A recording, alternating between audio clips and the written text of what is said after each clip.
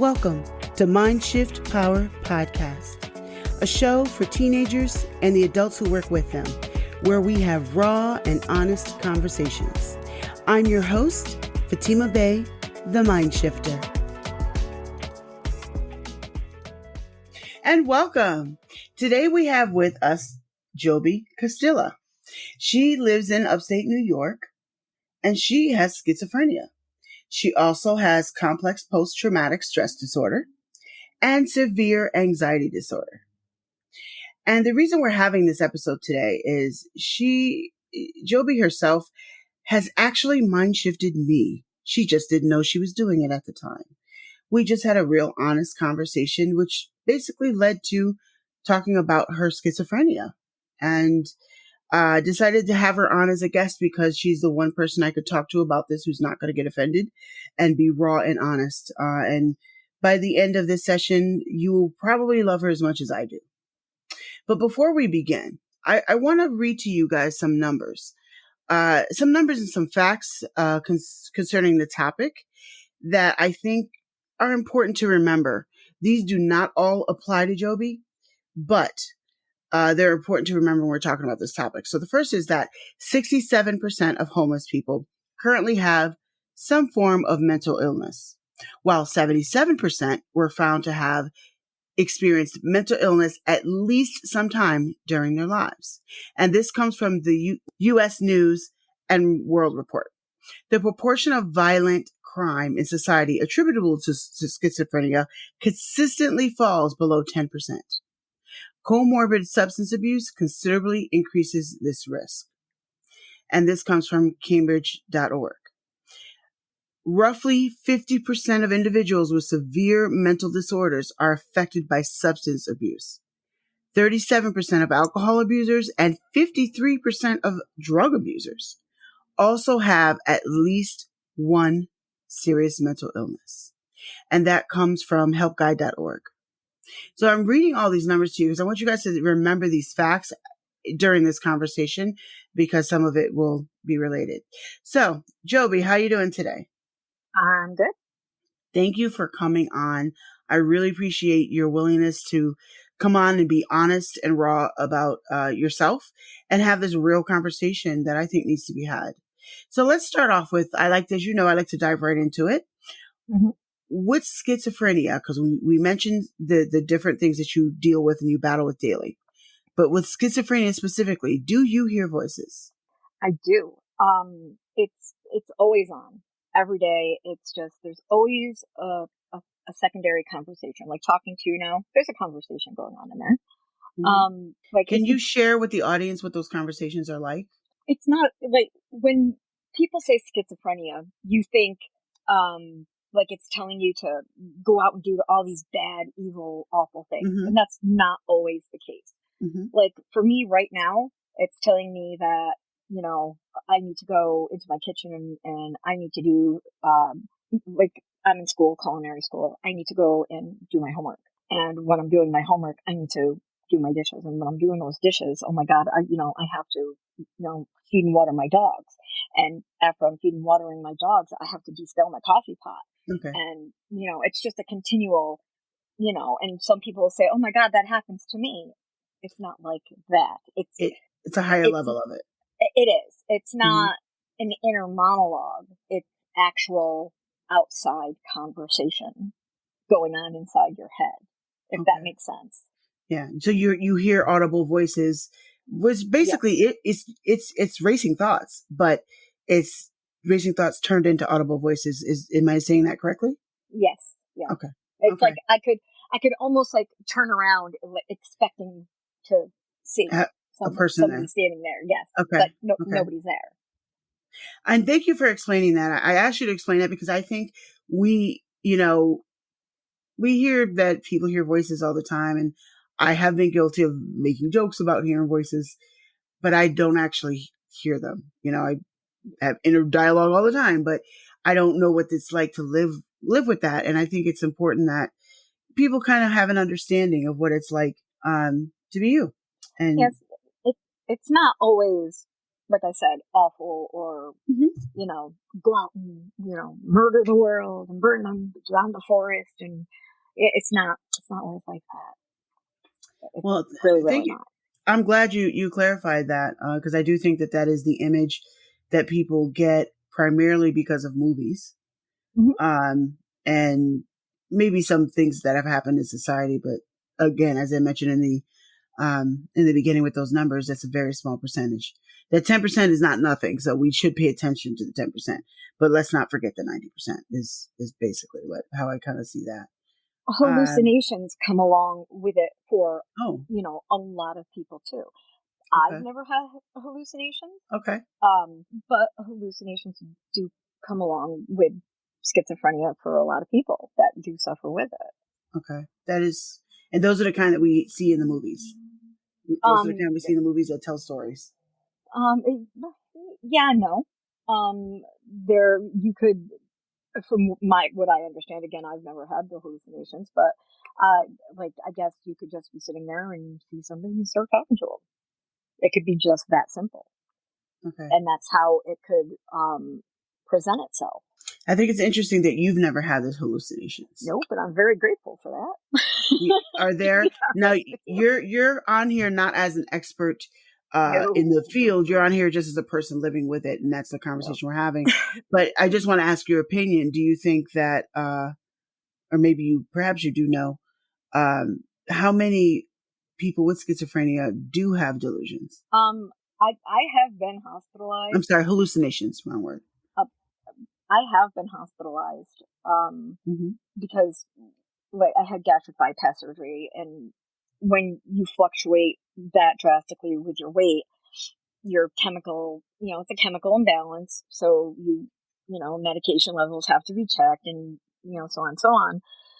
And my medications were off, and I was in the hospital with somebody who was having the hallucinations, and I had never met anybody like that, and it was bad.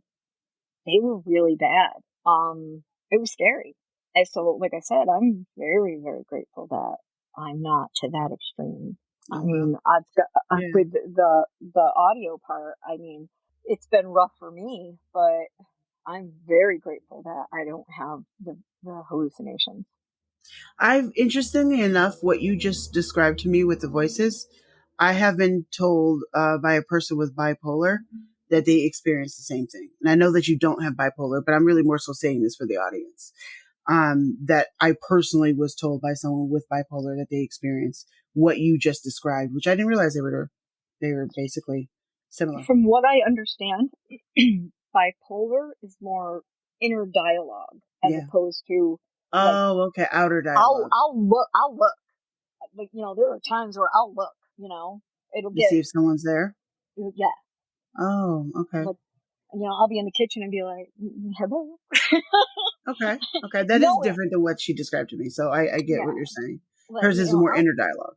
Yes, I'll know nobody's there, but sometimes, just once in a while, you kind of just gotta look over your shoulder.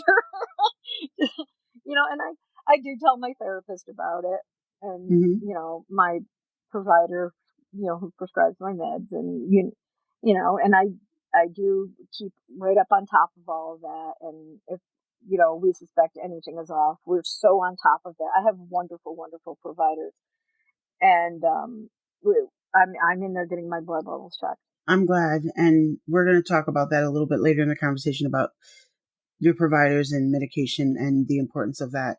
But I want to step back for a second, and one of the reasons, and talk about why I'm having this on a podcast for teens. One of the numbers that I didn't add there because I didn't want to oversaturate the beginning introduction with numbers, but there are most major mental illnesses such as schizophrenia start to present themselves in people's teens. So we're having this conversation right now because a lot of times it presents in the teens, and maybe there's a teen listening that might begin to identify with some of the things Joby's going to talk about, or a parent who's listening, or a family member or a friend who's recognizing what's around them. And if that's the case, hopefully by the end of this conversation, you won't see it as a bad thing to confront and deal with. Because the sooner you deal with it, the better you can deal with it. So, Joby, having said that, when did you discover the symptoms for you start to appear? I was misdiagnosed quite a few times. But I started presenting in my 20s. Okay. But it wasn't until, oh goodness, in my 30s that I got the right providers on board, and okay. that they pinpointed it right down for me. Good. Misdiagnosis is a really big thing, and it happens a lot. Oh, it sure does. I do you mind if we mention your age or your age range? Oh, I'm 51. I will be 52 this year. The reason why I think that it's important to mention that is because her 20s was 30 years ago, and our society is not the same. You know, we're not even on the same freaking planet when it comes to culture as we were 30 years ago. So now people get diagnosed differently, but I do think misdiagnosis is still an issue it is. When it comes to mental health. You agree? I definitely agree, especially when mental health is so, all of these disorders are so, they resemble each other so much. Right. Yeah. That they always want to start with, the most common ones first. Like you said, you had somebody who has bipolar disorder described to you almost in the same as what I said. Mm-hmm. And it's a big difference. Bipolar disorder and schizophrenia, they're two extremely different things. They are. Mm-hmm. And they treated me for bipolar disorder right off jump. And lo and behold, none of the medications were working. Right. I wasn't getting any quote unquote better. Yeah. So, all the medications they were shoving down my throat, nothing was working. Right. I had numerous hospitalizations. Yeah, I had multiple suicide attempts. My medications just weren't right. Oh, I'm sorry. That must have been torture for you. It was awful. And I have children. Right. So my children were witnessing this, and, they had a mother who just didn't want to live anymore. I was tired of fighting. Nobody was listening to me. Nobody, as far as I was concerned, was helping me. And what made you get to the right providers? A friend of mine, who is a nurse, said, "Why don't you talk to my provider?" And I was like, nobody listens. Why bother? And she said, just talk to her and try. So I did. And she read my notes, my case notes. And she said, we're going to start from scratch and we're going to do blood work. And I was hospitalized twice within, say, probably about 6 weeks, which happens with me with med changes. You'll always hear me say, I hate med changes. I can't stand them. And that's why.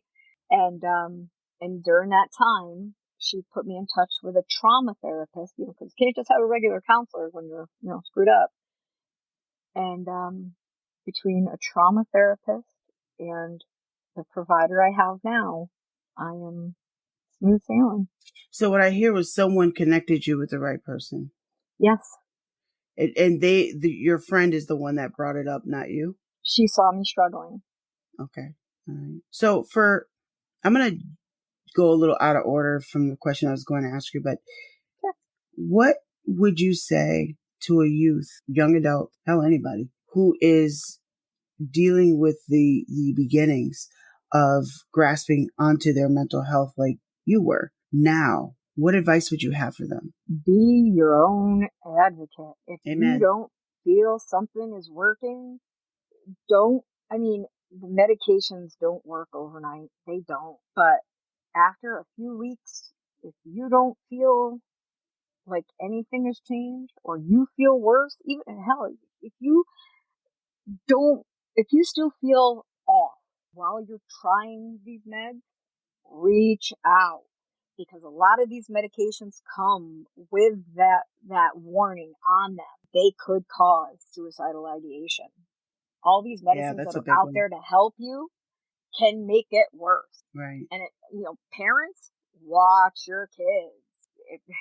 If you notice your child is becoming more withdrawn, watch your child. They're telling you they're going to lay down, watch your child. Yeah, you're right. You're right. Now you mentioned that I mentioned in the beginning, you have multiple mental illnesses, not just schizophrenia. Yep. So explain to the audience what it's like living with multiple mental illnesses, and how are you coping? Oh, it's great. Everybody should go get at least one. At least one. At least one mental illness? Okay, they sound like Kmart. One. Walmart. With Kmart Blue Light Special. People are probably too young for that. I mentioned Kmart because they're not open anymore, so nobody can come after me for that. That's why I said Blue Light Special.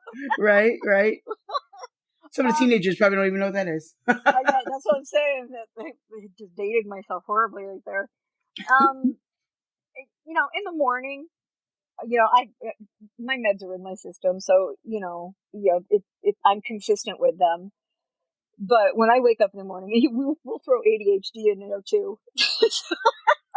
Yeah, I wouldn't really. That's more a neurodivergent thing as opposed to a mental health. But when I wake up in the morning, I can definitely feel it. I take medication for anxiety.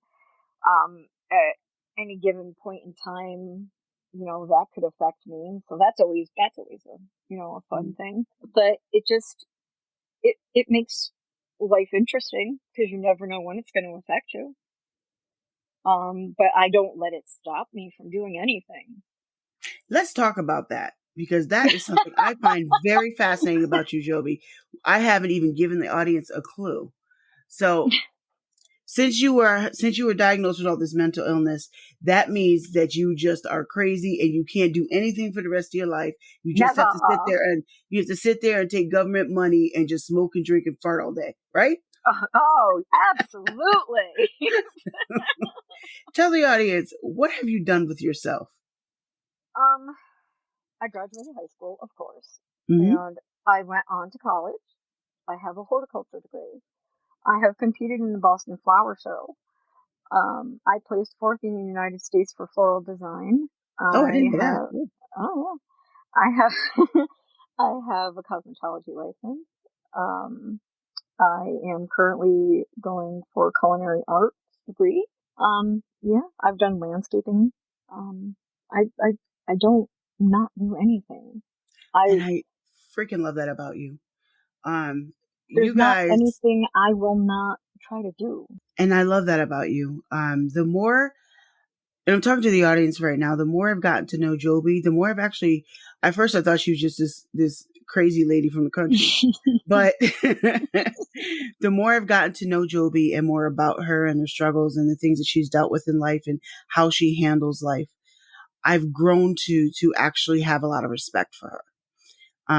She's dealt with stuff that I've never even come close to having to deal with, yet she still comes out on top and smiles and moves forward and marches on anyway. And I love the fact that she has all these issues, mental issues, but she doesn't let it stop her from getting multiple degrees, multiple degrees and working on another one. And she does have this go get 'em, sort of personality. Now that is her personality. Personality and most people don't think of it this way, but it is true. Personality is separate from your illnesses. And I think Joby is a perfect example of that. She has this strong willingness, this strong will and determination to do whatever it is she wants to do and not let these things keep her down. And she has to deal with stuff that the rest of us don't. She has to take medications that we don't. She has to do things to calm herself down that the rest of us don't have to do. But those are how she takes care of herself so that she can accomplish what she wants to do. There are times, like I told you before this started, there may be a point in time where, I'll signal you, we might have to stop recording for a minute where I have to, I may have to gather myself together for a minute. But like I said, I never know when it'll happen or when it won't. I have a service dog. She may come and alert me because she'll know before I do if I'm going to have an anxiety attack. And I'm very grateful for that. It just, you just can't, you can't. I mean, there was a period of time, about 3 years, where I didn't leave my house. I was scared to leave my house. What did that get me?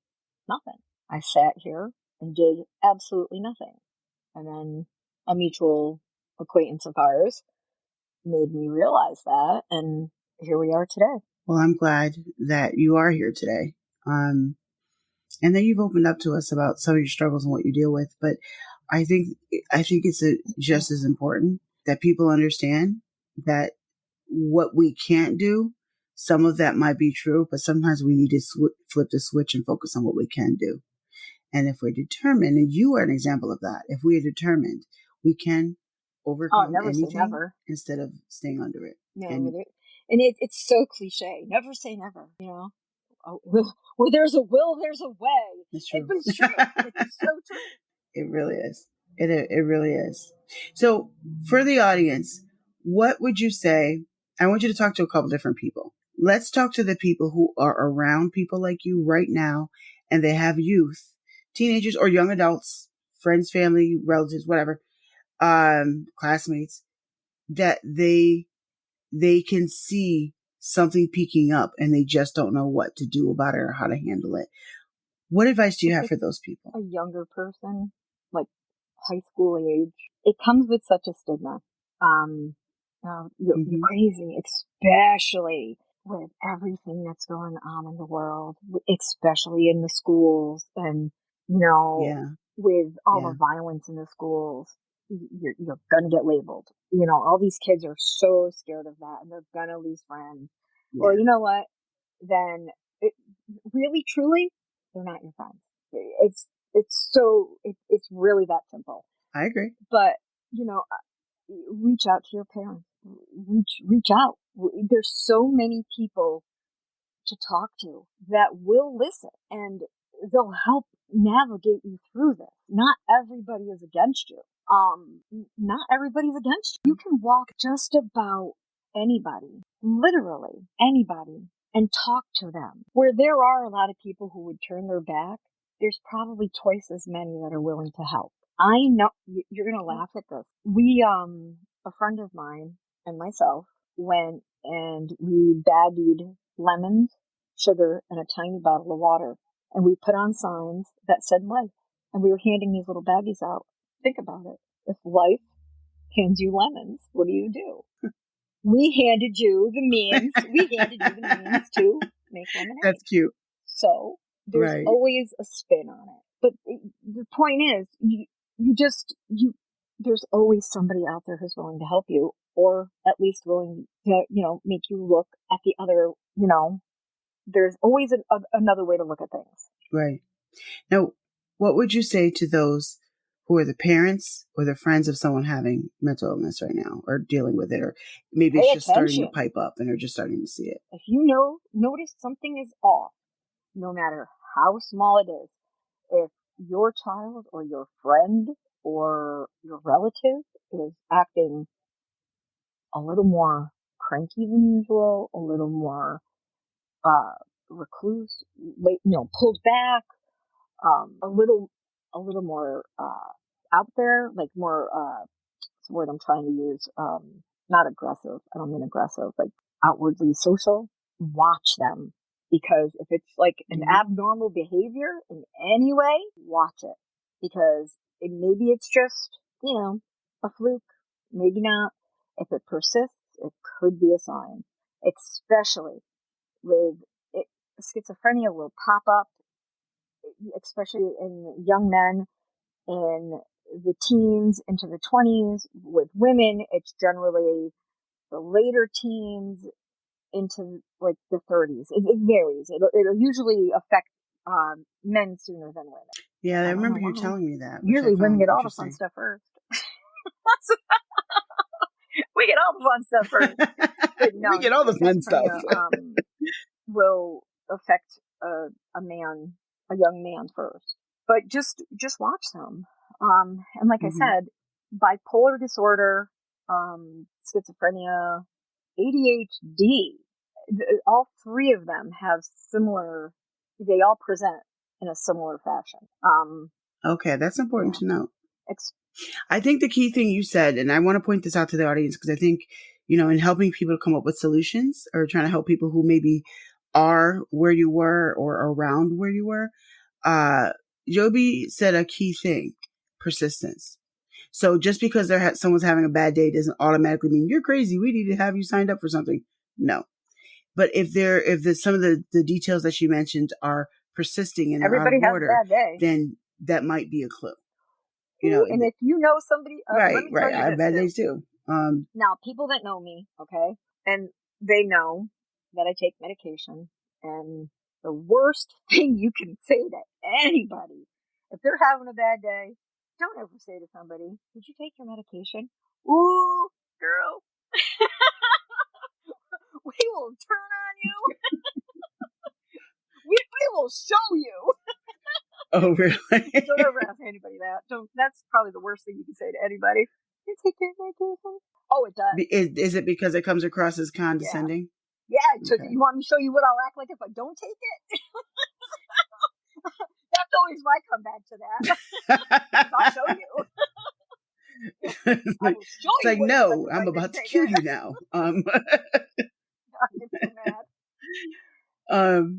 So noted. I will not ask anyone if they took their medication unless I'm being sarcastic. You'll say that to somebody knowing that they take medication, and you'll get the same response. People get really upset with that. Oh, they'll come at you sideways. Oh, okay. Okay, well, that's good to know because that's not something I would have thought about at all. For anybody who's got any kind of mental health illness, whether you know it or not, if you ask somebody that, it's such an offensive question. One last thing. I know that typically if you tell someone, hey, I'm schizophrenic, or hey, I have this or that mental illness, people's responses are usually not positive. How can we, and for a person who's never dealt with someone with any kind of mental illness at all, it takes you a moment to process the information. So it can take you back like, oh, I need to be scared of this person. People really think that way. Yep. Whether they should or not, doesn't matter. They do. How can that person better handle their response to you? As you well know, I'm really open about it, because I look at it this way. Mm-hmm. It's part of me. It's who I am. You have questions, ask me. Right. I'm not ashamed of it.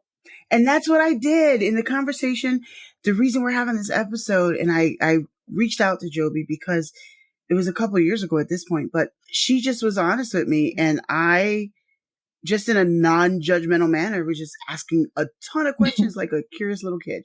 And she answered all of them with patience and honesty. And it really did help me to have more compassion and understanding instead of judgment. Some people get really touchy about it in your situation. They feel like you're trying to pry.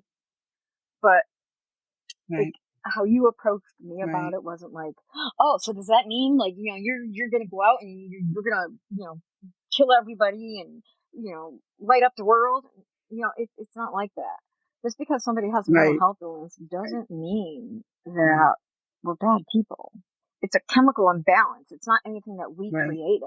It's just the way our body works. We're lacking something. Our body doesn't produce something the right way or overproduces something, it's not anything that we did. Do you think I wanted to be this way? Absolutely not. But no. And the thing is, Joby's crazy even without her mental illness. Y'all need to know that. Her personality, well, you can say the same thing about me. Her personality is just, she's adventurous. She's going to go out there and do whatever she wants, and she's going to tell it like it is. But these are the attributes of her personality that have nothing to do with her mental illness. Her mental illness is just on top of that. But those are things that I like about her. But I just thank you so much, Joby, for coming on.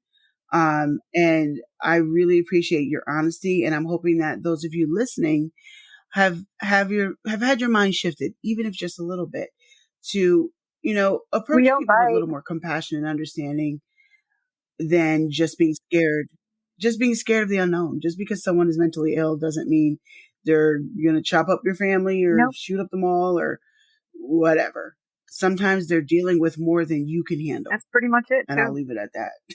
We're not bad people. Nope. I think there are lots of bad people in the world. Some of them have Well, mental illness and some of them don't. That's a whole nother podcast. Yeah, right. But no one's bad just because they have mental illness. And I really appreciate those of you who I've had personal conversations with that have shared their mental illness with me, because people just feel the need to share personal things with me all the time. But people have shared things with me that have given me insight into what they deal with. And I see that as, wow, I don't even have to deal with that. Yet you are functioning and you are doing really honestly more than most. And dealing with all of this, to me, I think that makes you a badass. And I have a lot of respect for you just knowing all of your details. So thank you for coming on. And my hopes are that somebody listening right now who's maybe beginning to struggle with mental illness, be honest about it and get the help you need. Because some of us are more interested in understanding and helping than judging. More than willing to help. It just like me, if anybody were to ever approach me, I would take you by the hand and, be like, oh, this is where we need to start and go from there. And a lot of parents will do that for their child. It's just the way it is. I have children that have mental health issues. It's just what you do for your child. And, with me having a mental health disorder, I can spot it from a mile away in my own children, so as soon as it presented, boy, was I on top of it with them, because it was not going to escalate. I refused. And, it was hard for them to accept, but, once they got on board, and I'm very happy to say my children are very diligent and they are very productive members of society. That is, absolutely. I'm going to end it right there. That's beautiful. Thank you, Joby. And now for a mind-shifting moment. As you heard in today's episode, we talked about mental illness, and in particular, schizophrenia is one that people tend to be afraid of and, think all these things about. Oh, and they're just crazy. Well, some of those quote unquote crazy people are dealing with things that you're not. Guess what? They're people too. But let's take this thought beyond just schizophrenia and mental illness. You don't know what people are dealing with. There are people around you right now who struggle just to survive and be quote unquote normal on a daily basis. I want to leave you with this thought. Take the time to try to understand, make a strong effort at trying to understand people instead of just judging them. It really matters. It really matters. Thank you for listening to Mindshift Power Podcast. Please like and subscribe to my YouTube channel at The Mindshifter.